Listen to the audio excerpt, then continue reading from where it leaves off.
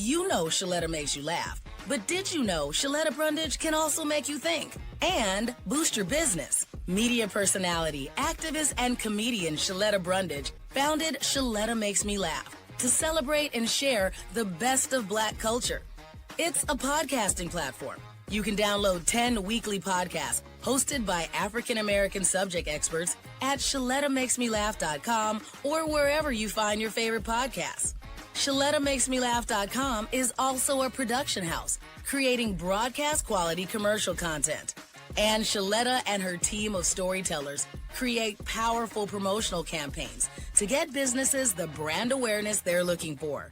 Some of Minnesota's top businesses trust Shaletta, and you can too.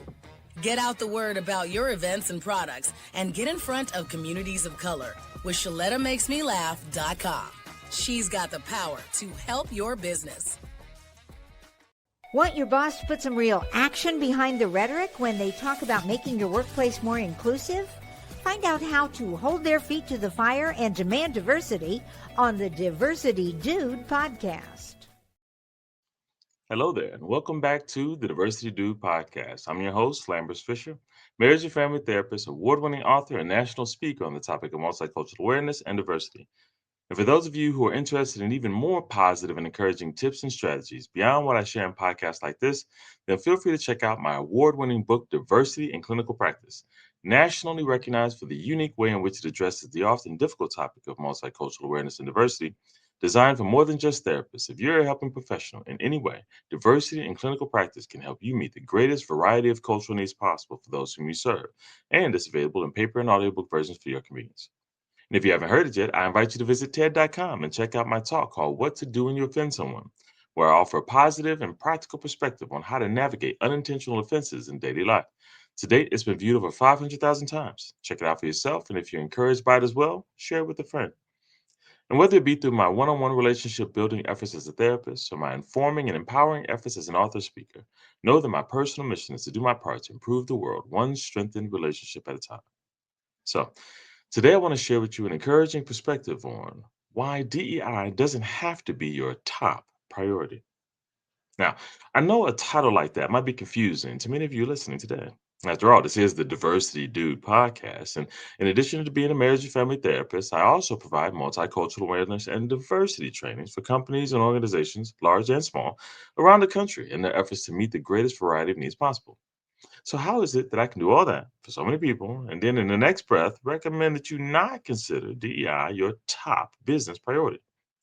Well, I'm motivated by a recent survey that found that despite all of the social and political ups and downs these days, while most Americans, over 56%, believe that businesses should take a stance on DEI issues, fewer believe that businesses should promote DEI as their top priority. And while this may seem like a contradiction at first, there is a reasonable way to view this, leading to a sustainable future that benefits everyone. To flesh this out, I'd like to share the following perspectives for you to consider. The first consideration is this: diversity doesn't need to overshadow a company's primary reason for existence. One of the reasons for much of the pushback on DEI these days is because of the perception that DEI cannot merely be a priority, but it must be the biggest priority of the company as a whole and everyone in it. In this perspective, every conversation, every meeting, every initiative should have its primary focus to be promoting diversity, equity, and inclusion. So much so that to not do so indicates a callous disregard and devaluing of anyone who does not make up the majority. This often starts with racial or ethnic differences, but often extends beyond that to gender, gender identity, sexual orientation, faith beliefs, political beliefs, and more. This understandably contributes to resentment simply because either you are for the perceived right or correct cause or you're against it, all based on whether or not it's your top priority. The problem with this line of reasoning is that most companies don't exist for the sole purpose of promoting DEI. The organization or company was founded following creative ideas to offer products or services that meet certain needs. To maintain and build upon this goal as a company's top priority is not only reasonable, but it's smart business. And not everyone's business is DEI. Now, all that being said, history has shown that in meeting this reasonable business imperative, there have been horrible trends, both intentional and unintentional, which have prioritized meeting the needs and benefiting the experiences of some more so than others, with increasingly devastating effects across generations. And in order to change this trend, intentional efforts must be made to meet the needs of a greater variety of individuals and families from a greater variety of backgrounds and identities. Not because diversity is the top priority and the reason for the company's existence, but because if in pursuing the company's primary goal, the company knowingly or unknowingly perpetuates behaviors that have negatively impacted many of its proclaimed customers and the wider community as a whole, then it is also a reasonable hope or even expectation that the company consider diversity, equity, and inclusion as one of its largest priorities, but not diversity for diversity's sake, which leads to consideration number two. I don't recommend pursuing diversity for diversity's sake.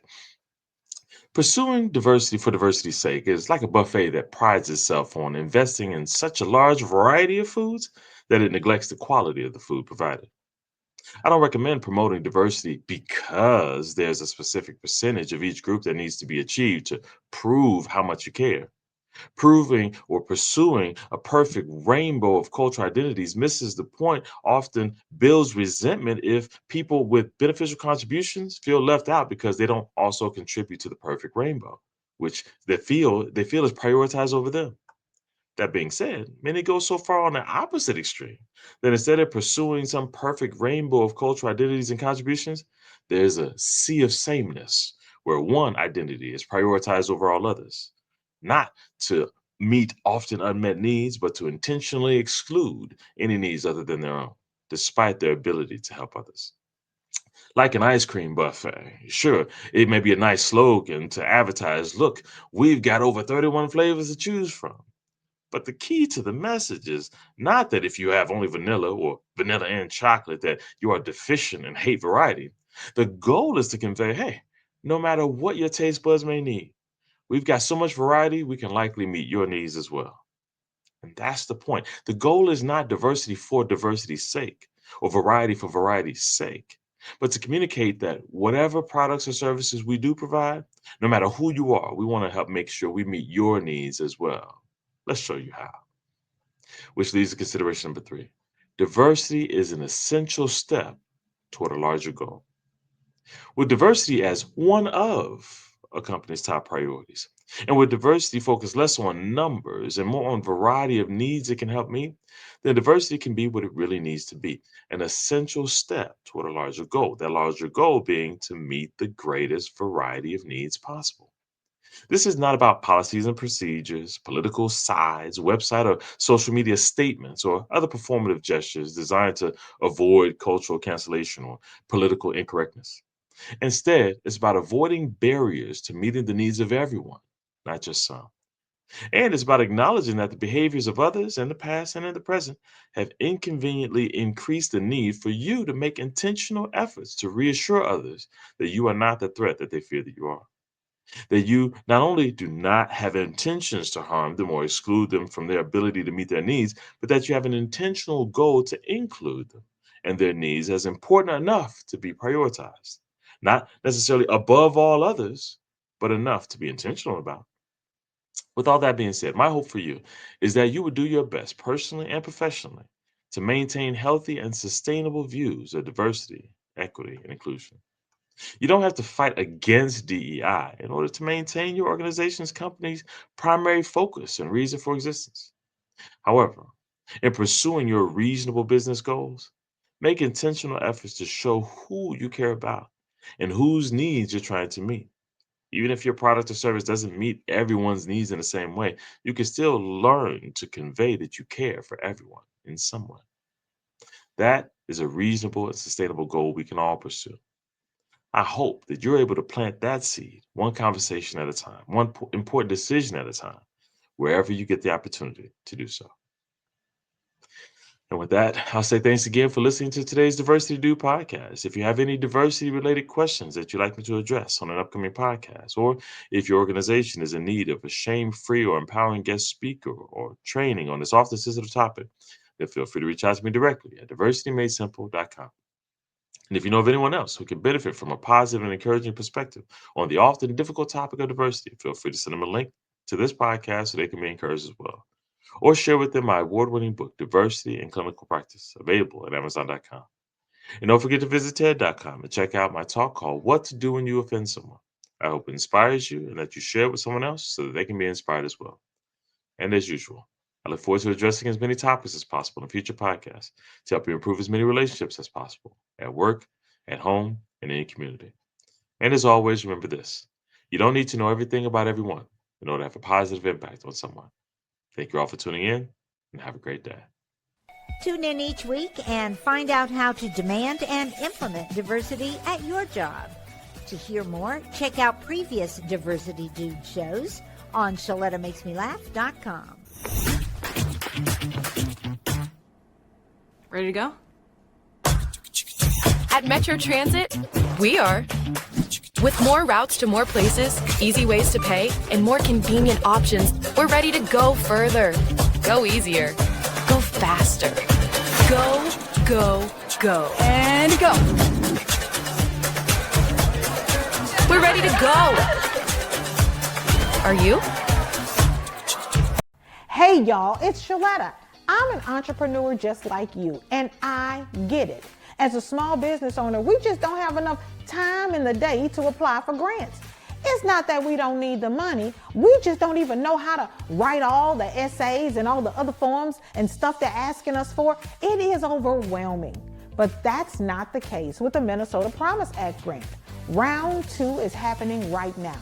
If you've got a business in certain parts of Minneapolis, St. Paul, and Greater Minnesota, there's more than $60 million available to help grow your company.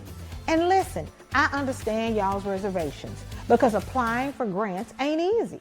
That's why Neighborhood Development Center has trained staff to help you fill out the application. They've got appointments open now for you to go in and get the process started. Get in touch with them by going to mnpromiseact.org. And don't wait, because the deadline is December 14th.